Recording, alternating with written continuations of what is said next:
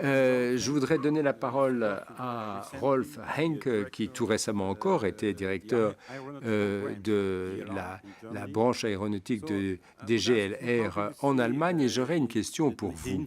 Comment voyez-vous le rôle de la recherche, enfin en tout cas quelles pourraient être les nouvelles frontières de la recherche avec ces nouveaux défis, ces nouveaux enjeux technologiques? Quels domaines technologiques seront-ils amenés à évoluer à l'avenir et quel sera le rôle de la recherche fondamentale? Merci Bruno pour cette question. Alors en fait, vous avez couvert dans votre question l'univers tout entier.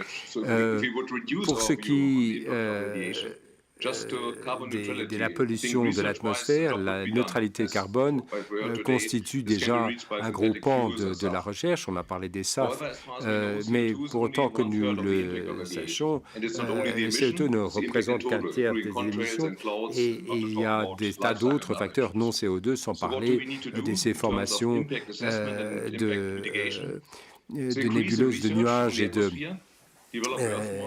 de traîner.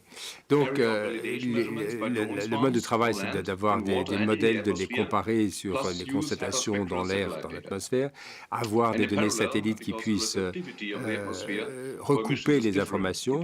Alors, évidemment, selon l'altitude, la latitude, la durée, il y a évidemment des circonstances qui sont différentes. Bon, c'est facile à dire, ça veut dire que avoir une vue d'ensemble, c'est quand même une tâche extrêmement compliquée. Moyennant quoi, la question est de savoir si les nouveaux carburants seront à base d'hydrogène ou bien est-ce que ce seront ces SAF dont nous avons parlé. Et là, qu'il s'agisse de réservoirs, de piles à combustible ou d'autres, les appareils, les nouveaux modèles devront déjà être mis au point, devront être certifiés, devront trouver l'infrastructure correspondante. Et puis, la conception même des aéronefs multipoints devra elle-même être revue. Il y a de nouvelles règles qui s'appliqueront, il y aura des nouveaux processus qui devront inclure non seulement les moteurs d'avion, la cabine, tout doit être revu. Donc, on est en train de parler d'un aéronef entièrement nouveau. Et avant de pouvoir de les déployer, il faut des démonstrateurs de vol. Et il ne s'agit pas de petites modifications des appareils existants. On parle quand même de changement du tout de tout. Alors le travail de recherche se fait au niveau fondamental à l'université. Il y a des centres de recherche tels que PLR et d'autres, mais également les réseaux de recherche existants doivent se développer et forger des liens avec le travail de recherche appliqué au sein des constructeurs.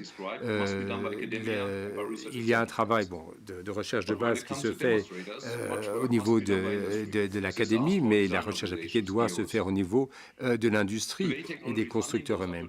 Le financement arrive à ce qu'on appelle au tier 6, c'est-à-dire que c'est la technologie qui est liée à l'environnement, mais, nous devons atteindre un TLR de 9, il est à 6 actuellement pour ce qui est du travail de développement des moteurs. Et là,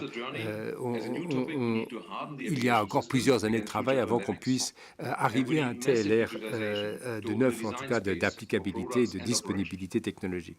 Enfin, tout cela doit se traduire en termes opérationnels. Donc ça, c'est la feuille de route, disons un peu théorique. Nous prévoyons au moins 10 ans d'efforts pour arriver à atteindre ces objectifs. Pour autant, je ne peux que saluer le fait que l'Académie et d'autres associations se joignent à nos efforts. Nous avons ici, par ce symposium, un bel exemple de coopération.